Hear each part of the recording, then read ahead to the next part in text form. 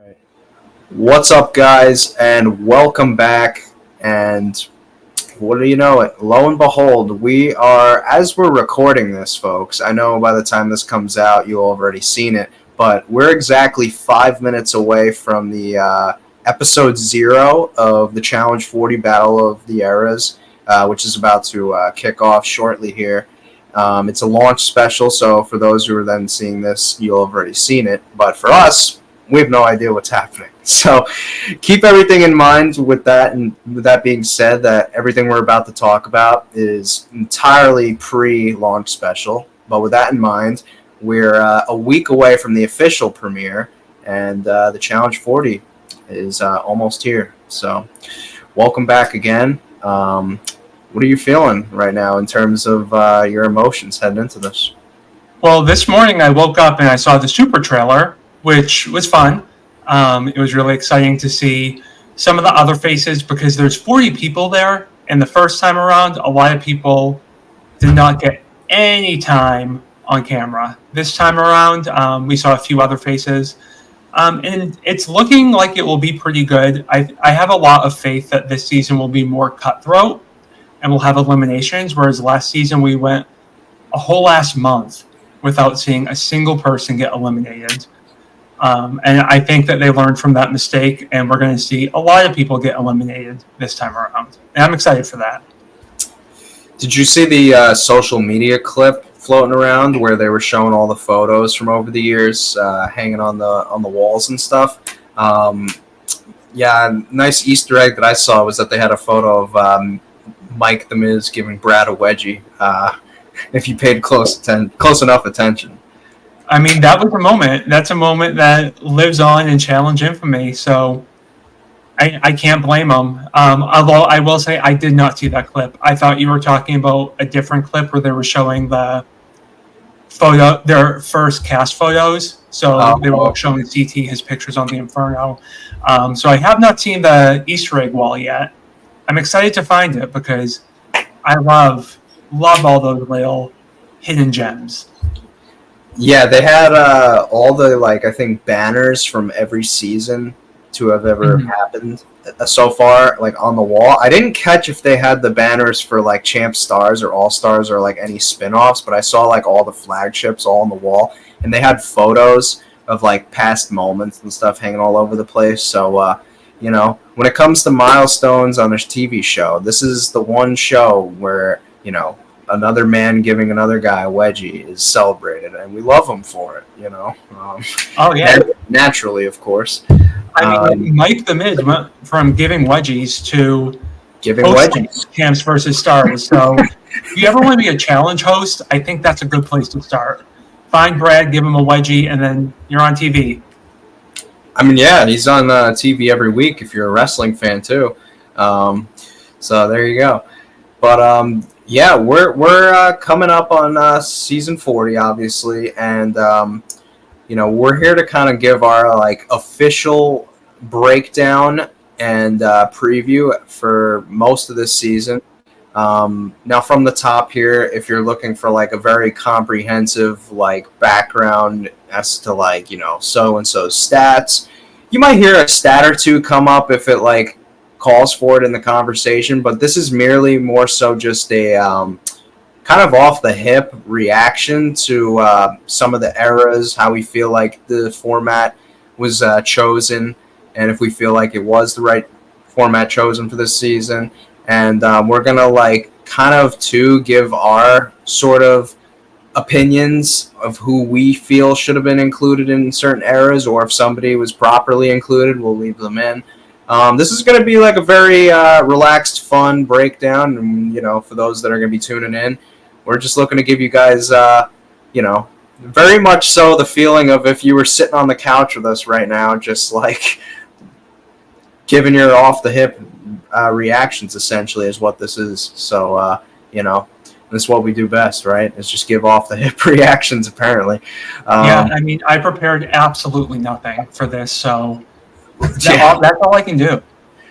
Yeah. Well, listen, you've been covering this show for a while, so you've got that file cabinet storage brain of yours when it comes to the challenge. So I don't anticipate you struggling too much in that regard. So We'll see. This is my challenge. I tell people the challenge is like, I think this is what people say now. It's my Roman Empire. I know who did what back in 2002. So, we'll see how good my memory serves me today. Well, with that being said, before we dive into any specifics as far as teams or people go, as we've said already that the season's called Battle of the Eras. Given that it's the 40th season and how they're billing it as kind of like this almost cornerstone, really big season. When it comes to the format and what they chose, do you feel like they went the right route with this? 100%, yes. This is a format that I think really does. It's a good amount of fan service, and it makes sense. The only thing that I will say, and this is the smallest tidbit or the smallest thing to irk me, I would have loved to see, and a lot of people on Twitter and online seem to agree with me, Chris Underwood or someone make their debut on their flagship debut on season 40. Chris won USA 2. Yeah. And I think it would have been cool to see someone like that come onto the show and pay a little hat tip to the spinoffs. But beyond that, the format makes sense for the time and for the milestone 40th season. So I'm really excited. We've never, correct me if I'm wrong, seen 4 teams from the start. I mean, I think it whittled down to that on Battle of the Seasons 2012, but we've never seen 4 teams before. It'll be interesting to see how that works. And yeah, it's a good move on MTV's part. Yeah, I'm actually with you on this one. I think they, by including the eras and making the almost overarching theme about the different chapters in a sense of the show's history, I think that they're paying homage to their own history, the show, and very much so making it nostalgic in a way. It almost forces you as a viewer to reflect back on the past, by calling it eras. So I definitely think they nailed it in that regard, and it's a very catchy, marketable thing too when you're marketing this season, because a lot of people are going to see this and think that this is cool, and you might even bring some older fans back who maybe haven't watched in a while. So I think they did a good job with that. Like you said, with the 4 teams, it gives me a little bit of a vibe of, I know Cutthroat was only 3 teams, but it gives me a little bit of the vibes of a mix of Cutthroat and Battle of the Seasons 2012. Mm-hmm. So I'm down for that. My only pessimistic side is when it comes to them switching things midway through,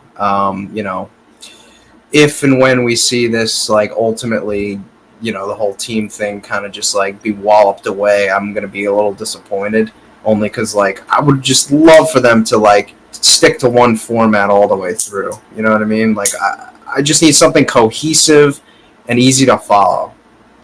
I agree with you, but I also kind of view it realistically. When we look at Cutthroat, there was 10 episodes that season, and at the end, the blue team only had 2 people left, 2 girls. Yeah. This season's going to be longer, so realistically, I think they know that they're going to get to a point where the teams essentially dissolve. At least 1 or 2 of the teams will dissolve, and it depends on how they tell the challengers that they're going to win. If they're oh, well, 1 male and 1 female win X amount of money, then they know at some point the teams are going to mean nothing. So we'll see.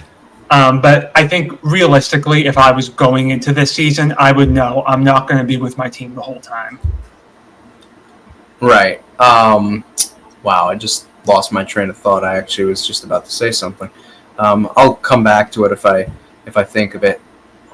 Wait, I feel like it's coming back to me. Anyways, I'm gonna have to keep moving on. Otherwise, I'm gonna. Anyways, no, yeah, I definitely agree with what you just said there as well. You make actually a pretty good point in that regard. But we could definitely now move in and talk about some of these eras themselves because I think that if you look at each era, they're almost defined by like a specific like almost arc. Like you've got era one that's kind of like the this was the era that shaped the identity of what the show was, at least in that era.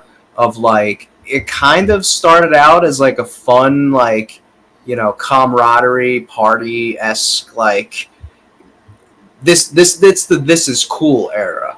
At least that's how I would interpret it.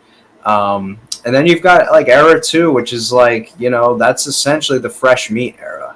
That was the them introducing some new people. I would say that's basically what would define that era for the most part. And then if you look at era three, I would chalk that up as the themes era, in my opinion, because that's when we got rivals couple times, actually more than a couple. We had like three X's twice. We even saw a Battle of the Seasons. So that was and Bloodlines even you could throw it there. Like so that was the themes era, and then era four was I would say it's an international era of when they took things. And actually, if you just want to take it a step further, era four is essentially just casting outside of MTV in general, because that's also when we saw Big Brother. So would you say that that's a fair assessment with how they kind of shape the identities of these four eras? Yeah, totally. I think that when you look at like the teams, it's kind of clear what the big theme is across the eras, except for maybe era three. Like I don't know if you would look at the team and be like, oh, these are rivals, these are exes, but we do have Jordan and Tori who are exes. And John A and Jordan technically. Yeah, good times. But yeah, I do think that it's pretty fair, especially if you go back and rewatch the seasons. Like you'll see those themes throughout. Yeah.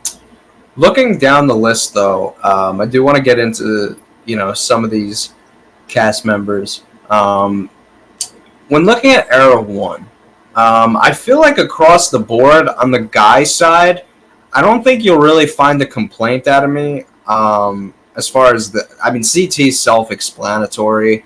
Darrell in many people's probably eyes would be like the original like GOAT, so to speak, with like how he started out winning like his first like 4 challenges in a row or something along those lines. So he had like the most wins for a certain point in time, and he just makes sense. And then if you throw in like Derek, who many viewed as like the original like underdog on the show, made his name like beating guys bigger than him, and then Mark Long. I mean, that's self-explanatory. He's for anybody who's aware of WWE, they would know that Mark Long's essentially like the Hulk Hogan of the challenge. I would say that's probably the best comparison I could give. And then Brad, who honestly I think Brad's earned his keep as far as being on this era. I mean, Brad is kind of like the guy known as like the little engine that could, sort of, in the sense of like always like being oh so close to getting a win. He's had like just iconic moments on the show. When just looking at the guys, do you feel like they nailed it, or like do you think that there is any particular guy who could potentially stake a claim? I think they did a really good job with the guys. I will say, especially after All Stars, none of them really shocked me. I think if you were to tell me like make a team of Era 1 males, I would give you all 5 of these names, and they'd be there somehow. So I'm not like shocked. Now, Era 1 is my era. I started watching the show in 2003 with Battle of the Sexes 1. So, like, I am an Era 1 fan. I've been there for the half-hour episodes. Like, I am rooting for this team. And even with that in mind, I'm not going to complain about the guys that we got. Like, I would love deep cuts, but these are the ones that withstood the test of time for a reason. The one person I would love to see on Era 1, I don't know who I'd replace, but I would have loved to see Alton come back. I think he got kind of a bad shake on Battle of the Seasons. I think he has a lot more in him, and I think that this would be an environment that really tests him competitively to see if he's like the hero that we thought he was on the Gauntlet 2 or the meh competitor from All Stars 1. Yeah, I feel like Alton is kind of somebody who's got like a blank question mark left on them at the moment, like, and in more ways than one, just because nobody even hears from the guy to begin with. But if we're just solely talking about his challenge blueprint, yeah, he's probably somebody who's got a little bit of a question mark to their name at the moment as to like kind of how we look back at them.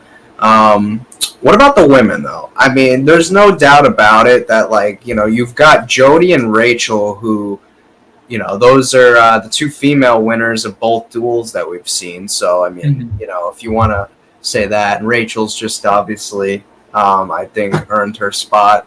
Jody, like we said, the duel was, I think, believe it or not, I think the duel is the highest. Is it the highest rated season in the show's history? Because I mean, I remember I saw it like maybe a month ago. It got like really high viewership because it was like in Brazil, and that was a big thing at the time. I think, yeah. I don't think it was the highest rated season, but it was a very well rated season. I mean, the highest rated seasons are probably like the Inferno 1 or like the Gauntlet, and that's just because MTV was so popular at the time. Yeah. I mean, viewership has only kind of gone down across almost all shows, not just the challenge, but regardless, the duel was a very popular season. Yeah, and she was the winner. So it kind of just makes sense to include them. And then, if you look at it, Anissa, Tina, Katie. Anissa, I don't know if I don't think she'll ever win. But, like, if we're just looking at this from, like, a historical significance, she does make a lot of sense to be included on this season. She's definitely one of the more, like, recognizable women from that era, and she's been a very big focal point within the challenge world in the past probably 4 years, ever since kind of getting involved with the podcast and everything like that. So she was bound to be on this. And then if you look at some moments as well with Katie from back in the day, like her Veronica fight and her smoking a cigarette on the treadmill, like she's got like some iconic moments. Obviously, the Katie we see today is not the Katie that we were accustomed to back then. She's matured a lot more and is like a lot more reserved these days. But for nostalgia purposes, she makes a lot of sense in this spot.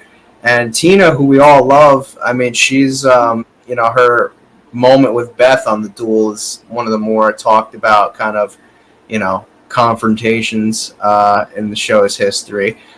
I would be remiss, though, if I would say that I feel like Veronica not being included, and who knows, maybe her availability just didn't work out. Obviously, they had to have tried for her. I feel like Veronica would have, if I was like just laying the cards on the deck right now, like empty slate, pick your first woman, it probably would have been Veronica or Coral, truthfully.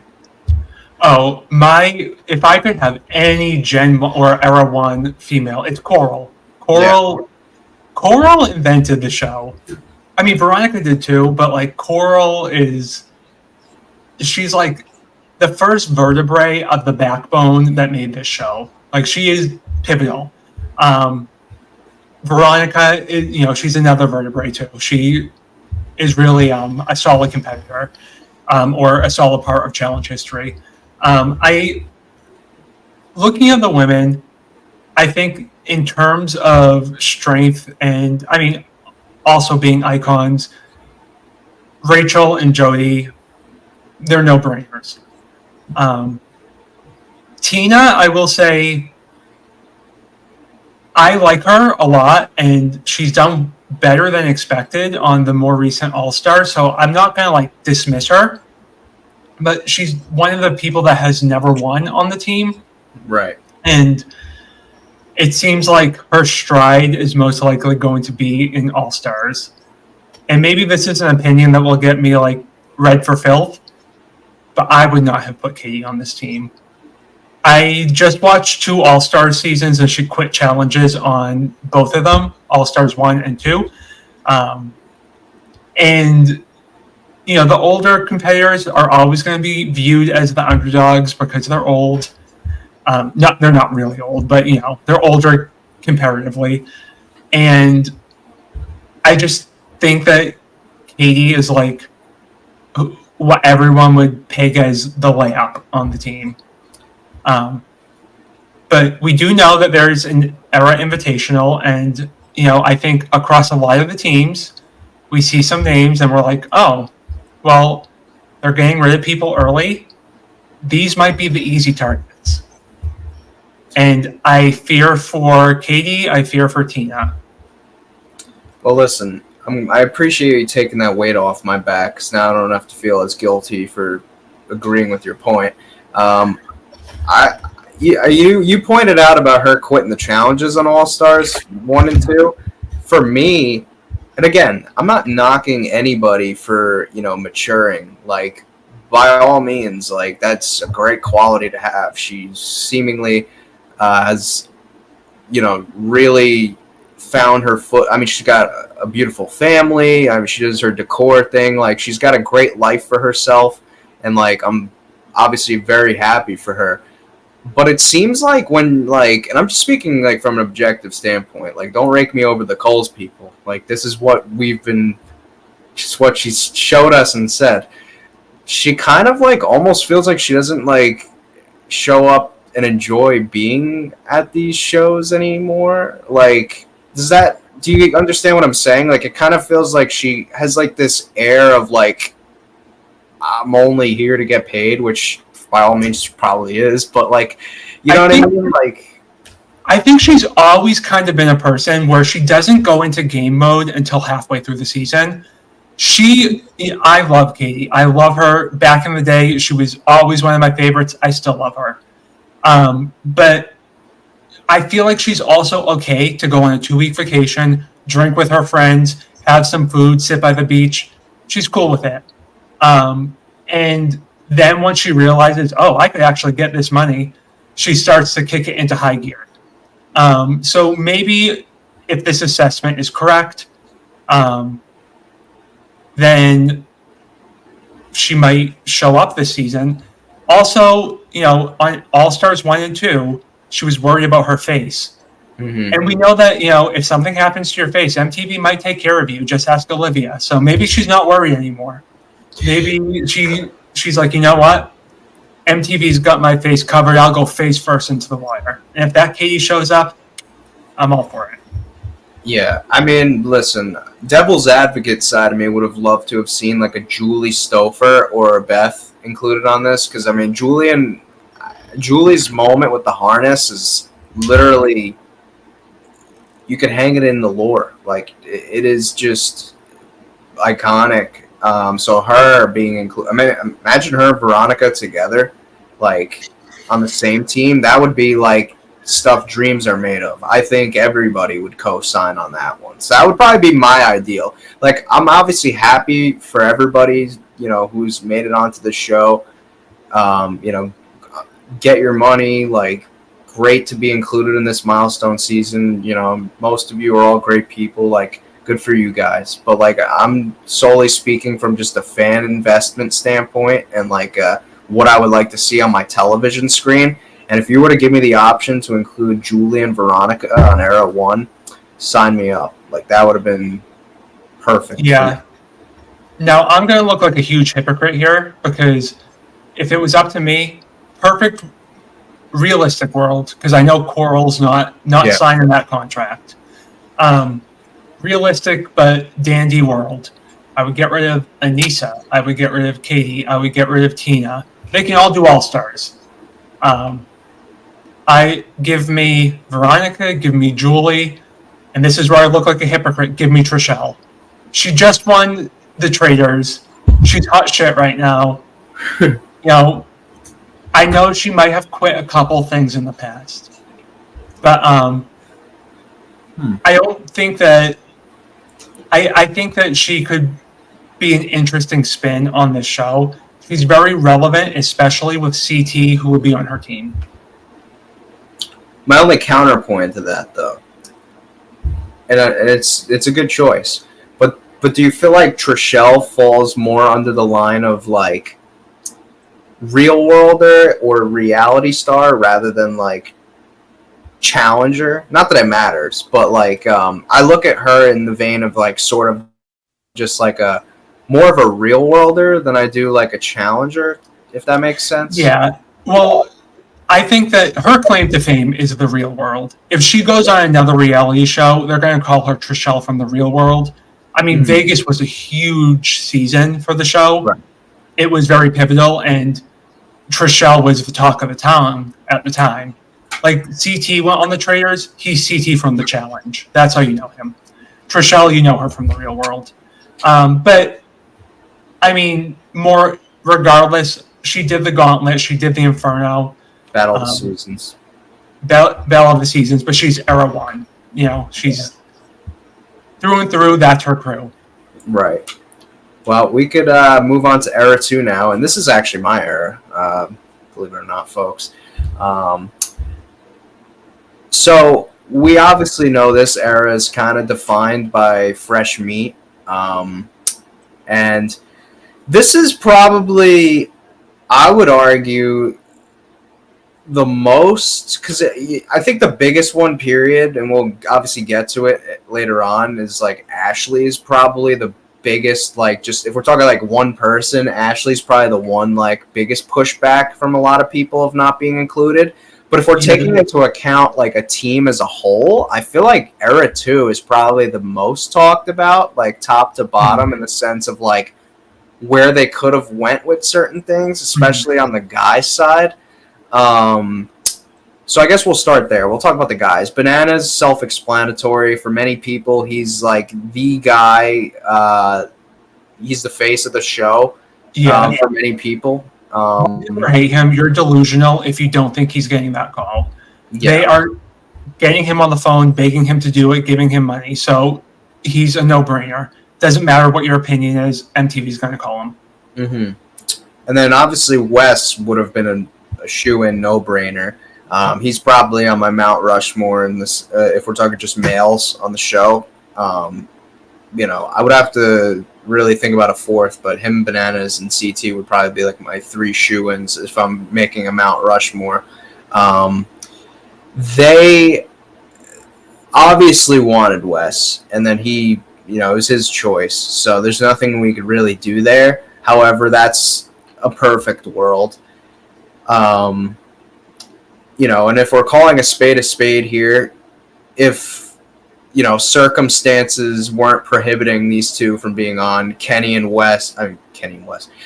Evan, you know, obviously would probably be on this as well, but, you know, for obvious reasons, they can't be included either.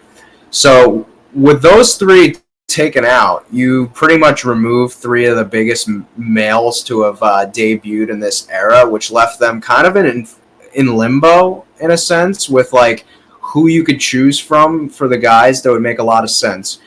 You have a short list of guys that include kind of like, you know, MJ, Dunbar, um, Tyler, who have all won challenges. Obviously, being realistic, Dunbar's probably off the table. Nobody's even knows of his whereabouts. And then MJ and Tyler are the two that I land on because we just saw both of them multiple times recently, and they're both two-time winners. For me, at least, I mean, I don't know their schedules and whatever, but you'd have to imagine that there was some way that we could have gotten them included in this. And, like I said, I'm happy for anybody who gets on the shows. Like, Ryan, Derek, and Brandon have all been good to me, and they're great, humans. So, I'm happy for anybody that gets included. But if, like I'm saying before, if I'm looking at this through the lens of an objective just viewer, it kind of does feel like MJ and Tyler, at the very least, would have been no-brainer shoo-ins to be included, don't you think? I mean, I would think that they would have been, but there's just so many people that are kind of off the table here. But again, I mean, I don't know. I've never really talked to the folks you just mentioned, but I kind of get the vibe with Ryan that he's kind of there, and I don't know what's going to happen at the Era Invitational, but he seems like the guy I would want to pick to get rid of. So maybe that was part of the casting process. Who really knows? What I will say is every single team, Era 2, 3, and 4, kind of have to play to the potential of Era 1. And whether they say it or not, that the oldest generation would be the oldest cast.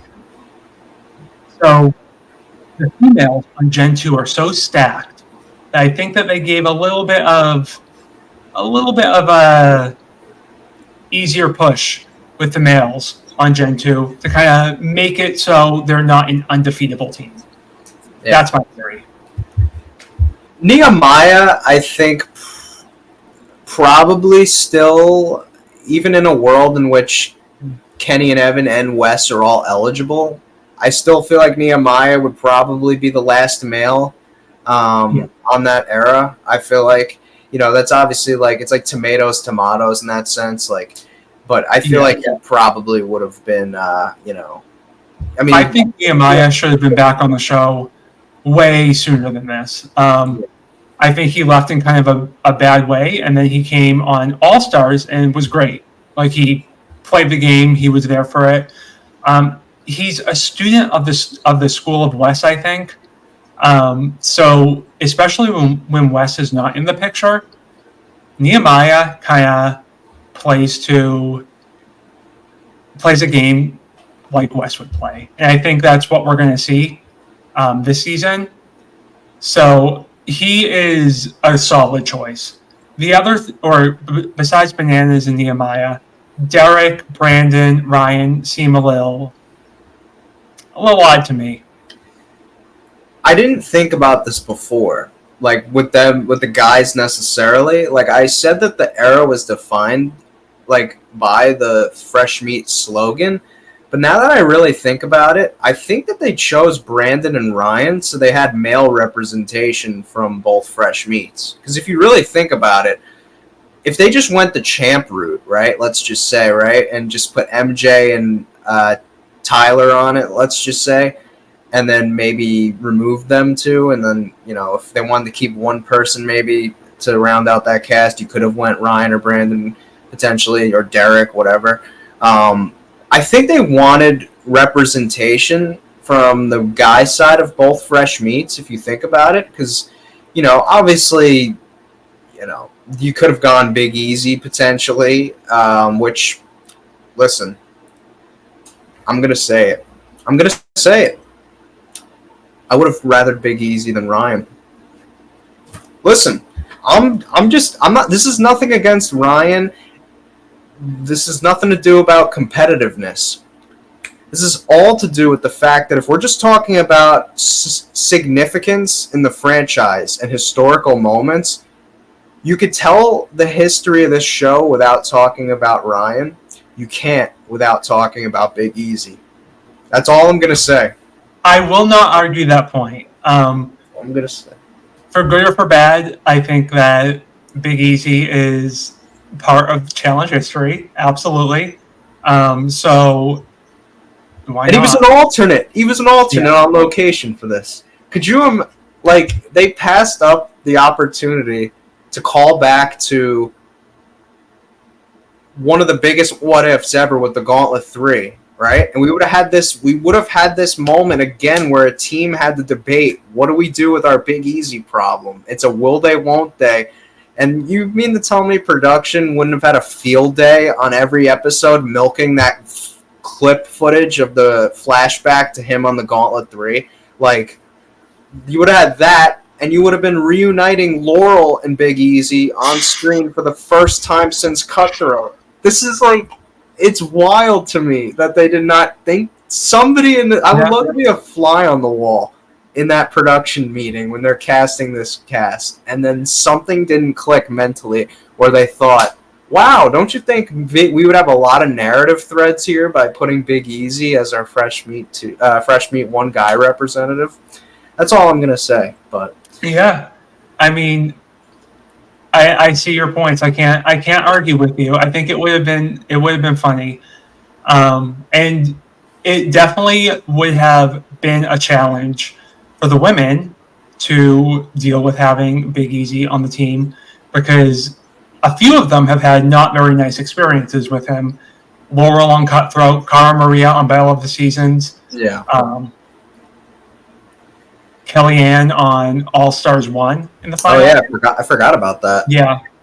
So Well, Aviv, not so much. I forgot who the fourth person was, but Emily Schramm. Emily Schramm. They technically did Cutthroat. I don't even remember if they even said hello to each other. They were on the same team. They were on the Oh, blue team. oh yeah. Emily voted him in. Okay, yeah, never mind. Okay, so that would have been great. Like, I can't believe they didn't go ahead and pull the trigger on that. It's not even like he said no. He was on location, too. Oh, frustrating. But again, I think Ryan's got a lot more pull when it comes to relationships that I feel like maybe somebody vouched for him. I don't know.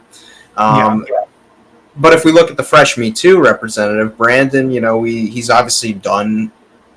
Well, isn't he? Well, Vinny did a couple more, and Luke did one more after the original Fresh Me Too. So, not a whole lot of guy representation over the years. So, Brandon, if they were looking at Fresh Me Too guys, we got one out of nowhere return with the girls, and you and I said this a couple weeks ago. I'm sure Luke and Vinny, well, maybe Vinny. I don't think they would call him though. Luke and Pete's phone calls are a couple rings away. They could have maybe gone in that route there. Even Noor, I don't know what he's up to. Noor, oh yeah, he's Jeff. another guy.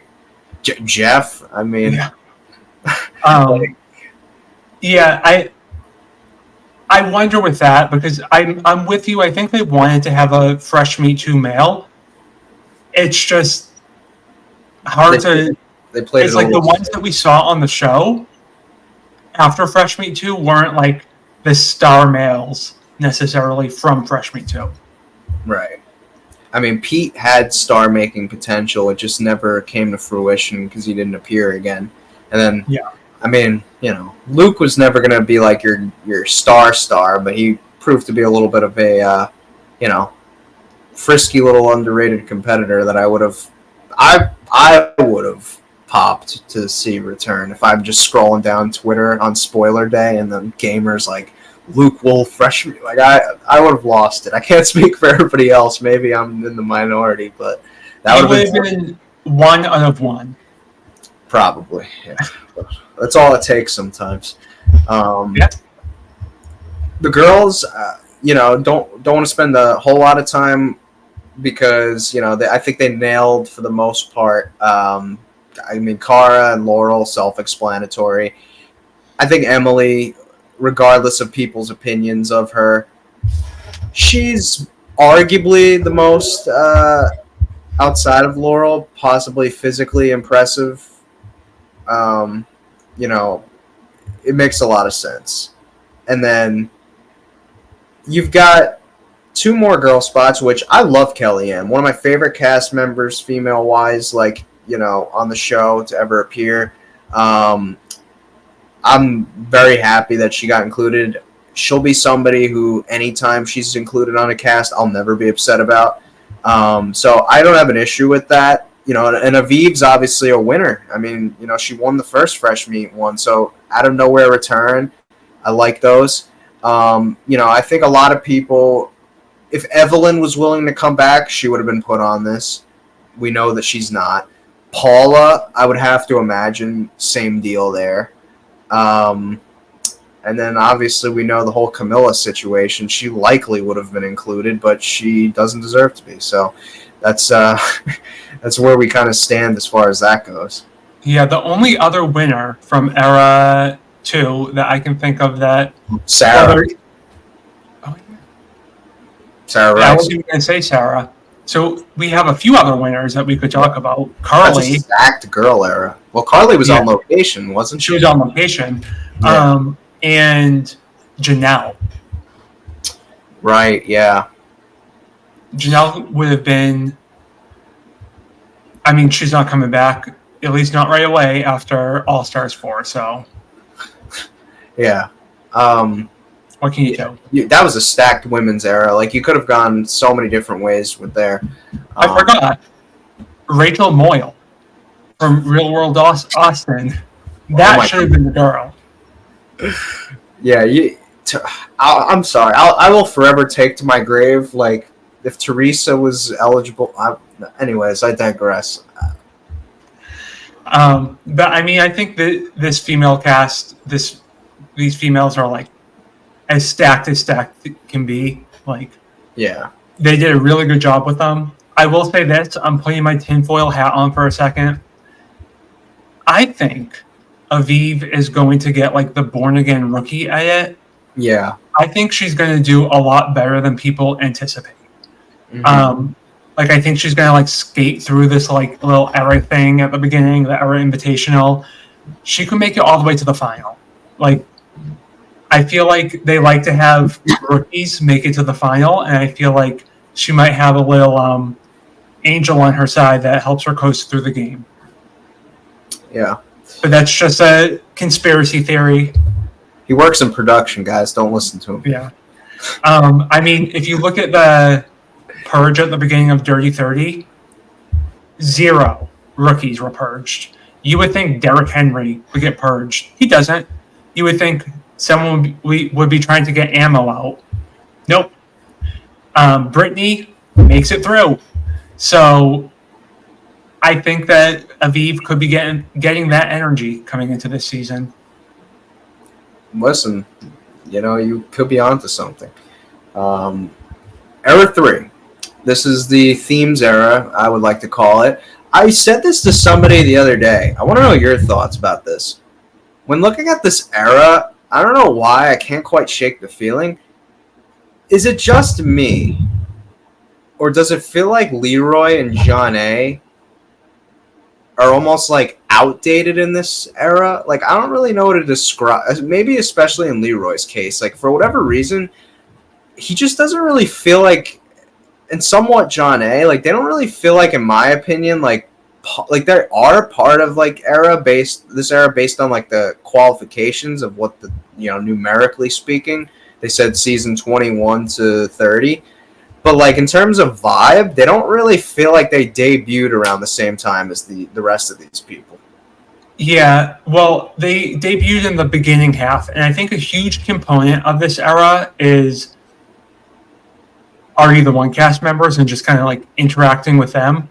Now, Leroy was on some of the seasons with Are You the One?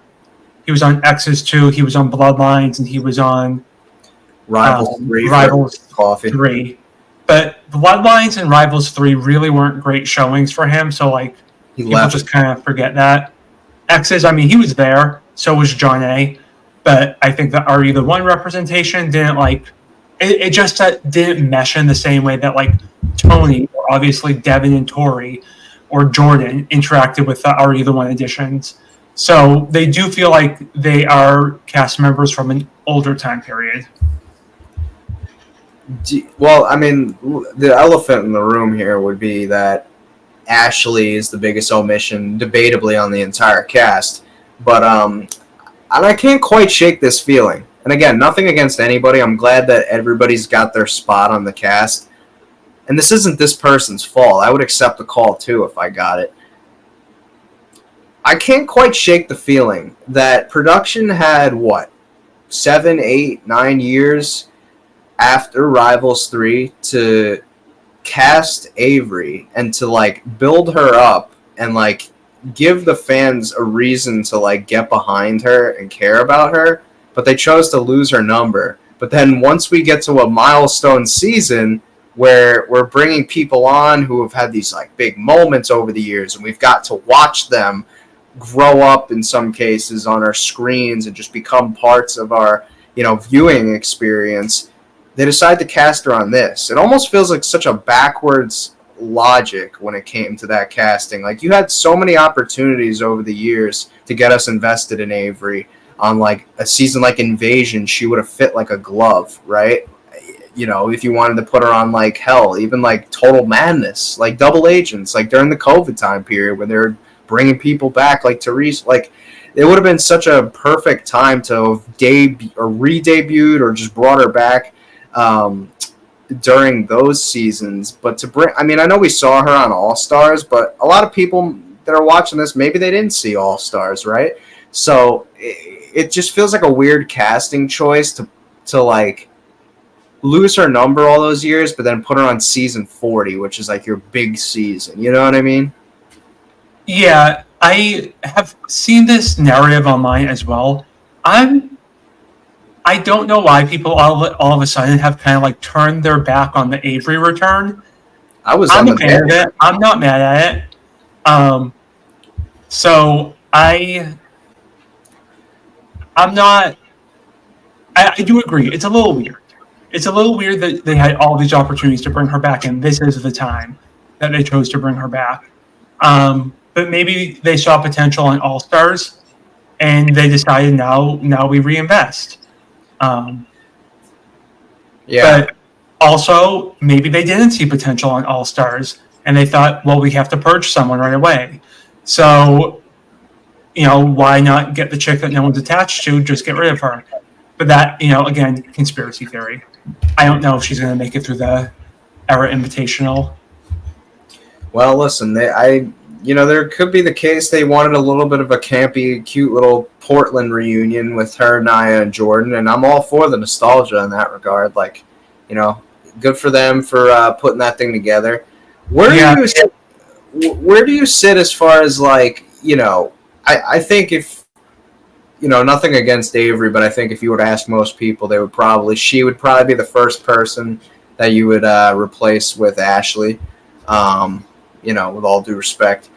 Where do you sit on the fence as far as, like, Nia goes? Because we know that in her short stint, at least X's 2 mainly, she had, like, a big impression, obviously, but then she was absent for all those years, so it kind of feels like there's a lot of, like, blank gaps. However, she did return on All Stars. All Stars 3 and then World Championships. Where do you feel like somebody like her? Do you feel like, I'm not going to complain seeing her. I like her a lot, obviously. But, like, do you feel like her as opposed to somebody like maybe a Nani or a Kayla? Where do you feel like on that side of the fence? So, I'm not going to complain about seeing her. Yeah. And I think, contrary to Avery, they wanted to give her time to grow, and as they say, let her cook. Become a little bit more reserved in the way that she handles situations, and she has. She's grown a lot, but I also, similarly to Avery, she's not defining of that era. Someone like Nani, whether or not you want to see her again, she played a huge role in Era 3. Even someone like Jemmy played a huge role in Era 3. I'm not saying that, she's the competitor I want to see take out Emily Schramm. I don't think that's happening, but she was very important during that era. Do you think? I'll ask you a question here. Who do you think's more important in that era when defining it, Kayla or Nia? Defining that era? Yes. Nia. Wow, interesting. Okay. I mean, Kayla was on one season. She was on 29. And Dirty 30. Oh, yeah. And Vendettas. But Vendettas wasn't era 3. Oh, yeah. Okay. I thought we were just talking about era 3 appearances. Okay. No. Sorry. I forget that Dirty 30 is included. Okay, With that in mind, like, it's really close. Because I mean, I'll just say this.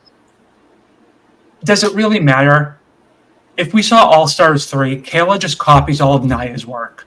You might as well go to the original source and cast Nia. For that alone, I think Nia's more deserving. Yeah, that's my official stance. Just cast Nia because Kayla's a copycat.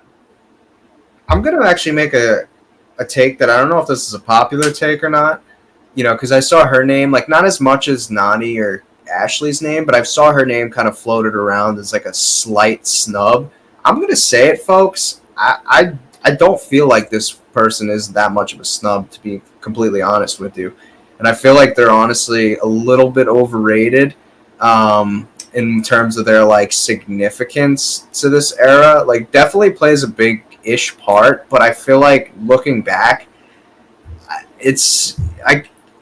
Jenna, like, she does have a big role. We know that, towards, like, the second half of this era with her relationship with Zach, obviously, and she was a big, like, she made 3 finals, but I feel like I wouldn't.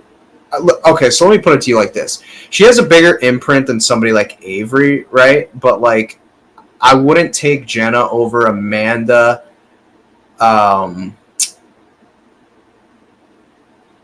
Well, actually, no, you can actually argue that Jenna does have a bigger imprint than somebody like John A. or, like, I think the only 2 I would take over Jenna, actually, are in this era are probably Tori and objectively Tori and Amanda. But, yeah, no, actually, maybe I do take that back a little bit now that I think Here's what I'll say. I would have liked to see Jenna because, we got Nia and Avery, and that's like iced tea. There's nothing new happening there. Yeah. Jenna and Amanda, that's piping hot tea. Yeah. They are going back and forth like ping pong balls all day long online. I want to see that. I take it back, folks. I really took a moment.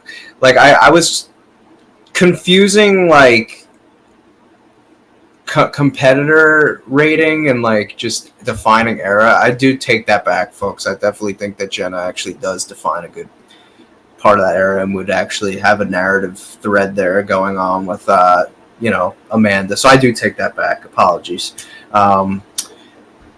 For the guys, I'm very interested, and it's not being talked about as much as I wish it was, but this is Corey and Tony's first appearance together since the whole infamous pasta scandal, and, it could be water under the bridge at this point, possibly, but listen, I'm actually interested in seeing how they interact on this season, personally. Yeah, I'm guessing it's going to be water under the bridge. Yeah. I think that, Tony probably sucked the night of, but came out fairly unscathed. Corey got the punishment for that one, and, he was in the wrong. They moved on. I think they're more likely to bond over being, dad goals in this game. Mm-hmm.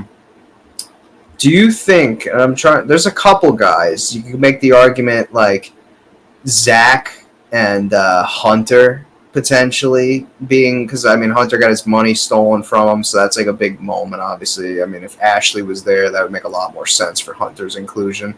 Zach, I feel like, is a really big, I think he's a decently big omission. Yes. And then, I understand this person not being on because, you know, they didn't spend an entire. I mean, they spent like a little bit of the beginning half being like a big focal point, but then they exited out. Frank would have been a nice, like, out of nowhere surprise for this.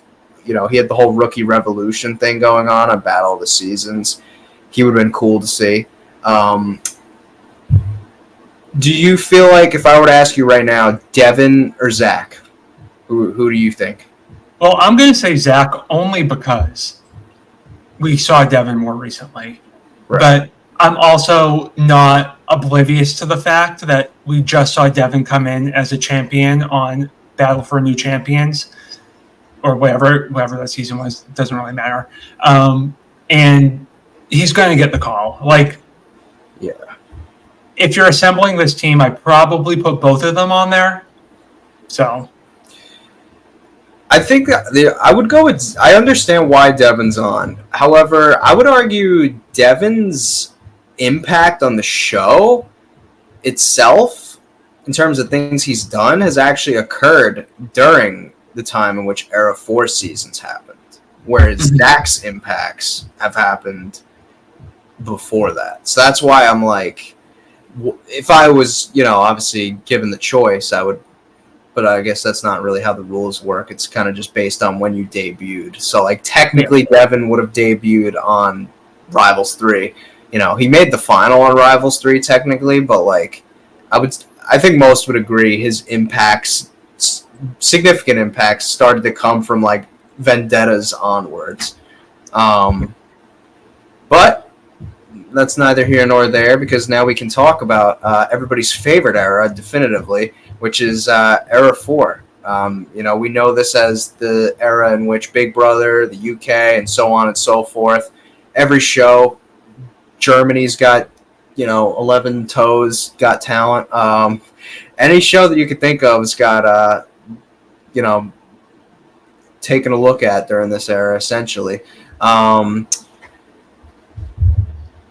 think... love the addition of Paulie on this era. Much needed return into the franchise. Now I'm interested to see what version of him we get, because if we get the version that we saw on USA 2, I'm not exactly jazzed about that. But no, this is what I'll say about Paulie. I definitely think that there is a spot for him on this team. Mm-hmm. In between his disappearance after War of the Worlds 2 and his return on USA 2, he talked a lot about how if he came back to the show, it would not be an easy ride for like the Jordan, the Vacation Alliance. Right. So I don't need him to go crazy. I don't need him to do anything heinous on this season. I just want to see him competitively go after those people, go after the Devin and the Tori and the Anisas of the world. And not because I necessarily hate those people, but because I don't want them to have an easy ride to the end. Right. His presence and that mentality in a whole makes the shows more exciting to watch. He deserves a spot. I mean, if you just look at his 3-season impact from Final Reckoning and both War of the Worlds seasons, like, it goes without saying. And, like, even in his absence, he was such a big, like, still figure kind of looming over the show. Like, everybody was constantly talking about Cara and Paulie even when they were gone. Like, yeah, he defined this era for the guys, you could argue. Now we know somebody who's not on this, that in a world in which, you know, and I don't want to, like, really talk about things that aren't really, like, super public yet, because I'm not in the business of spreading you know, misinformation or information that's not public. But we know that, you know, Kyle's not included. And, you know, there's, again, we're not going to get really too deep into the weeds on why he may or may not be included. But in a world in which he was eligible, I think Kyle probably would have been, you could argue, yeah, go ahead. In terms of, like, just looking objectively, in terms of people who defined the era, Kyle did 7 seasons this era. Yeah. 7 out of 9 possible seasons. So, yeah, he would have defined the season, or defined the era, and would have been a shoo-in if there was nothing going on behind the scenes, allegedly. Yeah, it's all we could really say for right now. I look at some of the other guys. You know, we obviously got Horacio, Theo, Kylan, Josh. Am I missing somebody? I think that's Now, this is my probably unpopular opinion. Because we don't have Kyle, Josh is now the guy that defines the era. He did 6 seasons. No one else competes in yeah. terms of numbers. I mean, you got a point there. So like he does actually he did have a big presence in the. I lied. He only did 5 seasons and then USA 2, I think. Okay. Well, I mean, it's still more than most can say in that era. Yeah. Because you know they threw away like about 80% of the rookies they would cast. Yeah, but you do make a good point there. Theo didn't have a huge imprint in like sustained seasons, but in the 2 short ones that we saw him, he was definitely like had the makings of somebody who we thought would go on to be like one of the, you know, newer faces of the show. Obviously, you know, his eye injury right before the Total Madness got ready to film. You would have to imagine Theo likely would have been on Total Madness and continued to, you know, do seasons had he not damaged his eye from that accident a couple years ago. So, you know, I didn't really watch World Championships. People said that Theo is like kind of wallpaper on that. I mean, you'd be better able to attest than I would. Yeah. Oh, yeah. I watched the World Championship, which is an underrated season. It's a lot. I think it's a great season. But like he was a non-factor. I mean, I don't want to say anything negative about him, but he made Casey look like Jerry Seinfeld. Like she was booming with personality compared to him. And that's just like not what I would have expected for someone, especially because he came onto that show with an ex, Kaz, who went on to win. And it was just kind of like nothing. Yeah, and he had been talking like a really big game on social media for years too, saying how he would come back and like do this, that, and the third. So you know, hopefully we get a little bit close. Him and Paulie are kind of like in a similar boat, I feel, where like we're hoping that we get closer versions of them to War of the Worlds 2 and 1, as opposed to what we got of both of them on the last 2 spinoffs that we saw of them. I will say this on War of the Worlds 1 and 2 with Theo. He's definitely a really solid competitor, but you know when he was kind of mouthy and you know got into arguments and drama, did I really like him? Not really. And then I saw the boring version of him on War of the Worlds 2. Did I really like that? Not really. So I'm like, is he going to change my mind? I don't know, but with that in mind, I think that there's a couple names that I feel like should have been included. I think Rogan, outside of like, you know, Josh and Paulie, like who I feel like had just, and obviously Kyle's off the table too, so we're not including Kyle in this argument. I'm fine with Paulie and Josh being on. I think those spots need to be locked in no matter what. I would have personally put Rogan on this cast.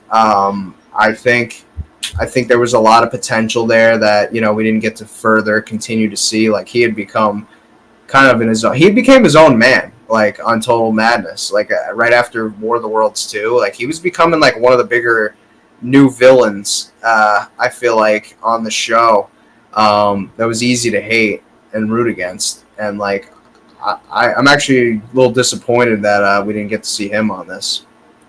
I agree. I know that he has a bit of a checkered past, but I think the biggest sins that he's committed are equal or lesser than the sins of other people on the cast. And that's all I'll say. Like, I'm not here to play like the moral police, but You know, it seems like certain people have gotten away with worse. So yeah, I think he would be good on the season. I would have loved to see Turbo. He's a no. He was filming Survivor Turkey, so I guess I understand that he had to pick one or the other. Now, I think on this era, they leaned way too much into certain elements of Battle for a New Champion. And I know it's the most recent season, but I would hope that they can realize that, especially in Battle of the Eras, it's the least relevant. I mean, these people came in and they had no history. The ratings weren't that strong. And I know that they were trying to do something different, but to have 5 people on the cast from Battle of the Eras is a lot. Because we have Michelle, Kylan, Horacio, Nerys, and Olivia. I wish they leaned a lot closer to the Vendettas spectrum of this era. Obviously, Kyle's off the table, but wasn't Melissa like an alternate for this or something like that? Like, well, Big T was the alternate on location, or I don't know where she was, but right, she was like the almost made it. You could have went with Big T in this route. I would keep Nerys and probably Michelle. I would keep Nerys. I would keep Nerys, Horacio, probably Michelle. Yeah, but probably Olivia, not Kylan. Another one who I think would have been probably a shoo-in in a perfect world, perfect depending on which way you want to look at it, probably would have been D. Again, and that's another scenario, kind of like Kenny and Evans, where, and actually probably more so closer to Camilla's circumstances than anything, because there's no, lawsuit involved. Yeah. She would have been another person that likely would have been a shoo-in, but outside circumstances take her out of the equation as well. I am shocked that Faisal was an alternate. Oh yeah, we didn't. Yes, I thought that was a slam dunk shoo-in. Yeah, I would think before Kylan we would have gotten Jay Starrett. Yeah, mm-hmm. I think that this era more than anything is defined by Big Brother sucks and the Survivor players and all that jazz. Mm-hmm. So I think that one of those two, even though I look like a hypocrite if I cast Jay after saying there's too many people on Battle for a New Champion, whatever, I think those two have bigger impressions on this era. Right, and Asaf wasn't what? He was on 2 seasons. Yeah, true. That's more than 1 episode of 1 season, but it's something. Yeah, so I mean, it would have been nice to see them lean a little closer to the Vendettas spectrum of things when it comes to this era. But Joss would have been somebody I would have liked to see back. That would have been cool. But yeah, I mean, Fessy's probably one of the bigger omissions as well, I think, into this cast. Just that feels like a weird decision because, But anyways, that's pretty much the gist as far as our casting thoughts. With who we feel should have been where and how we think that things are going to shake out. I mean, we're not really going to get too in depth with predictions or anything like that. We'll let you guys enjoy the show. And then, whatever we choose to do as far as covering it from there on, we'll kind of decide ourselves. But I think this is a make or break season for the challenge. I truly do. I think that, they're putting a lot of their eggs in this basket, hoping that, they get some results here with people tuning in and enjoying the show. This definitely feels like it's got to be something that hits. Yeah, well, I'd be interested to see what comes after this, because I think that this is going to do well as a season. I think there's a lot of names, and regardless of when you started watching the show, you're going to hear names that you're like, oh, they have Katie and CT, or they have Bananas and Emily, people that you just recognize from when you watch the show. they did a pretty good job with that. I mean, no one's going to be like, oh, they have Josh, let me watch. But, they do represent all of the eras. So I think it's going to be a big one for the show. Mm-hmm. Do you have anything you'd like to add as far as like talking points go, or?